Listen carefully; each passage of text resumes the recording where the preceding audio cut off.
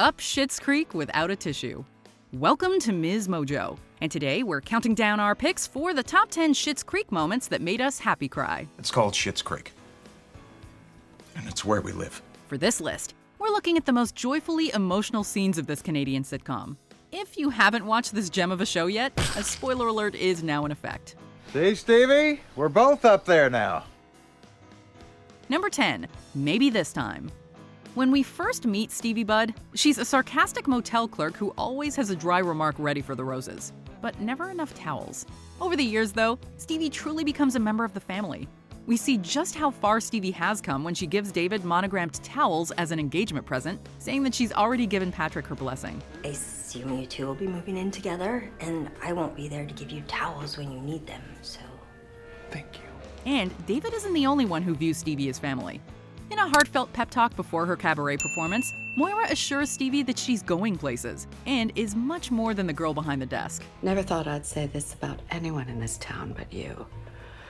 You're very, very cool. And whether you set sail or stay put, that's not going to change. All this culminates in a show-stopping performance of Maybe This Time, the lyrics of which parallel Stevie's personal journey to become a more confident person who's finally realizing her full potential. Maybe this time I'll win.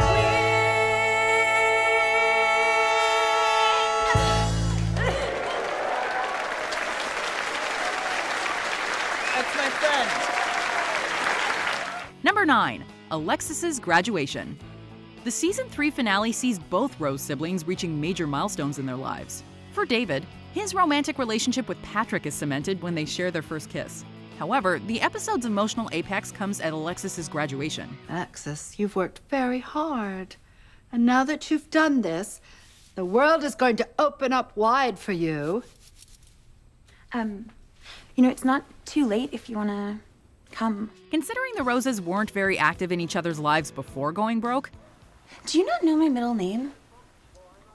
Of course I do. I blessed you with it. Alexis isn't exactly shocked when Moira seemingly misses her big night for a Jazzagals event. This makes it all the more uplifting as the curtain pulls back to reveal Moira and her fellow Jazzagals, surprising Alexis with a performance of Baby I'm Yours. Baby, I'm yours. Baby, I'm yours. And I'll be yours until the stars fall from the sky. It not only demonstrates how Moira and Alexis have grown closer as mother and daughter, but also how the Jazzagals are willing to drop everything to support one of their own. Number 8, Not Single Anymore. And I don't want to add more stress to your day, but I love you. Ted essentially starts off as the other guy in a love triangle, but evolves into the only guy for Alexis. Although Alexis misses her shot twice, she finally lays all her cards on the table. I love you. I'm in love with you. And I know I really don't have any right to say that to you. And also, I know you're in a relationship. And I'm happy for you. I really am. After confessing her love to Ted, Alexis doesn't expect anything to come from it. Ted isn't sure how to process this information until he shares a surprisingly insightful conversation with David. Even though everything inside us is telling us to protect ourselves, when you've got it, don't let it go. This heart-to-heart puts things in perspective for both men, as David reciprocates Patrick's I love you from earlier, and Ted finds Alexis at a singles event of all places. I'm Ted. I'm newly single. And I'd be kidding myself if I told you that I haven't wanted to do this every single day for the last 2 years. In a few words, Ted tells Alexis how he feels and seals it all with a passionate kiss, delivering on years of will they or won't they tension in a way that's satisfying for everyone watching. Number 7, David and Stevie, BFFs. Why are we going to a spa again? Because you're having boyfriend issues and this is my reluctant attempt at being supportive? Well, that's very thoughtful of you. Throughout season 1, it is strongly suggested that David and Stevie are going to become an opposites attract couple. While they do hook up for a brief period, the two find that they're not romantically compatible. Nevertheless, they come to love each other in a different way. Get up. No! Oh my God, David. Ah! This is really pathetic. Awkwardly accepting a honeymoon hotel package, Stevie gives David some encouraging advice about his relationship with Patrick. Seeing that Stevie is stuck with him through thick and thin, David tells her that she is the best friend he's ever had. I think you're my best friend. You think? Well, I can't know for sure, because I'm realizing now that I don't think I've ever really had one. Stevie typically hides her affection behind cynicism, making it hard not to get choked up when she cracks a grin and tells David that he's her bestie too. If only the lover's curry hadn't put a damper on the moment. Number 6, Simply the Best. It may not be a musical, but some of the most heartwarming moments in Schitt's Creek are expressed through song. Nobody, least of all David, is sure what to expect when Patrick decides to sing at open mic night. I would like to dedicate this song to a very special someone in my life. David Rose. Okay. There he is. Right there. That's him. Although David is prepared for the worst, Patrick's performance is simply the best.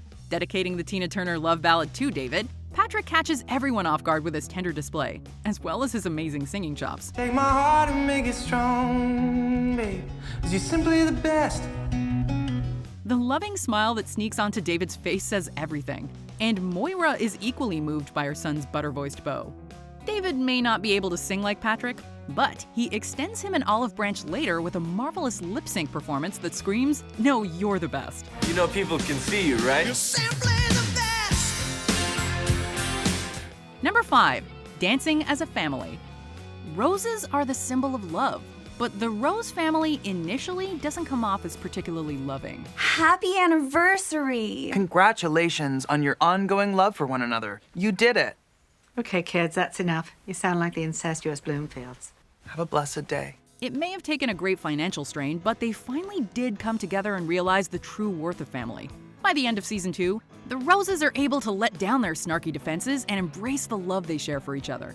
On their anniversary, Johnny and Moira surprise their children by showing up to Mutt's barn party. Oh my God. Oh my god. Moira breaks the ice, telling David and Alexis how much they mean to them.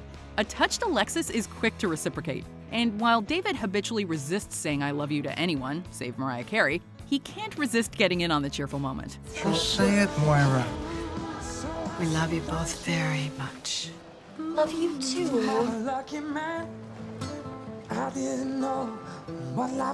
Love you too. This is precious love.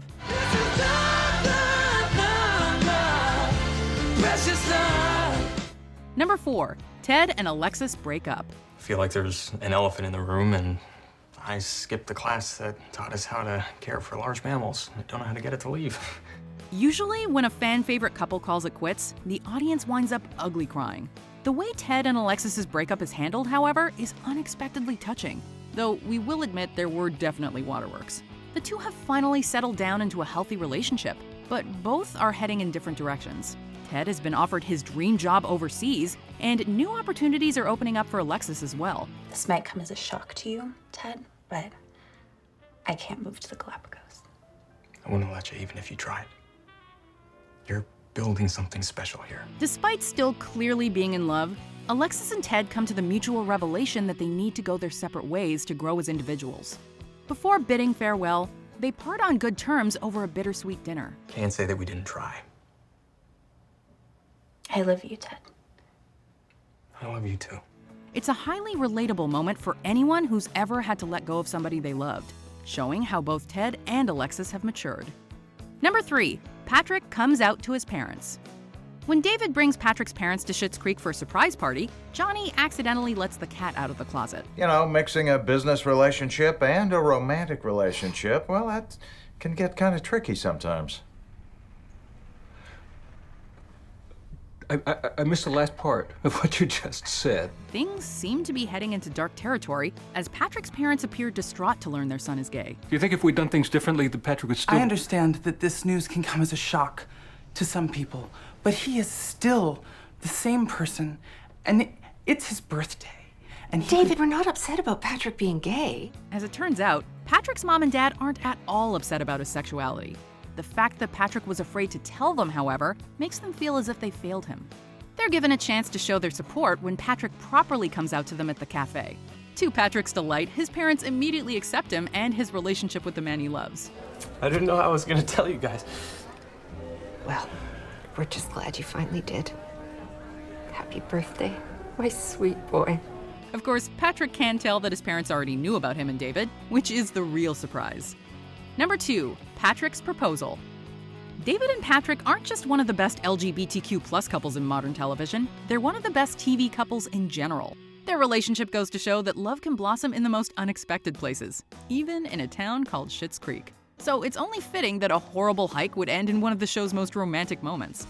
An accident leaves Patrick barely able to walk, but he fortunately only needs one knee to ask David a life-altering question. So I used to come on this hike a lot when I first moved here, and I was developing feelings for this guy I had just gotten into business with. In a beautiful speech, Patrick tells David why this hiking trail holds a significant place in his heart. And now, here he is, the love of my life, standing in front of me.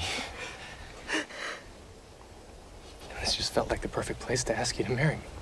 As if Patrick's poignant words weren't enough to sweep David off his feet, the rings seal the deal. Are these 24 karat? It's a yes. It's a yes. I love you. Before we unveil our number one pick, here are a few emotional honorable mentions. Silent night, holy night, all is calm, all is bright. David.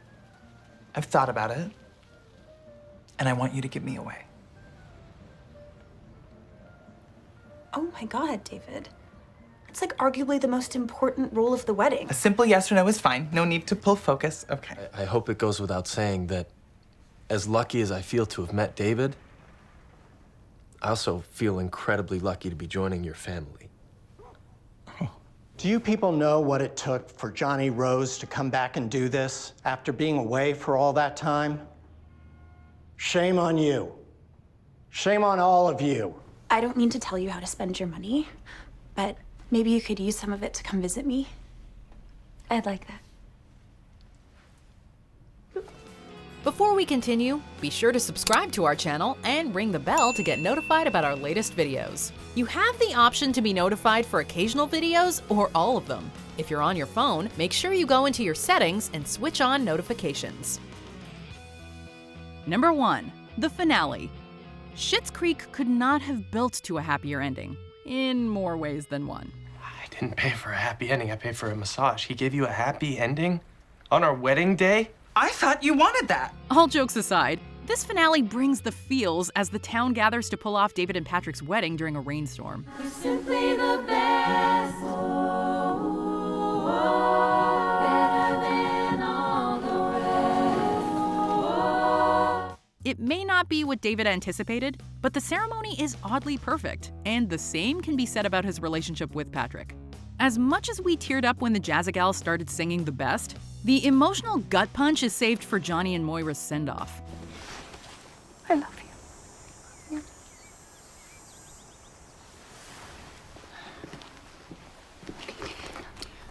Bye, son. Bye, I'll see you soon. I'm so proud of you. So proud.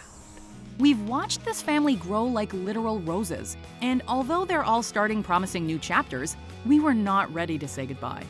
Just wanted one last look. Driver, we're ready. If the updated town sign is any indication, though, the roses will always be a part of Schitt's Creek, and vice versa. Do you agree with our picks? Check out this other recent clip from MsMojo, and be sure to subscribe and ring the bell to be notified about our latest videos.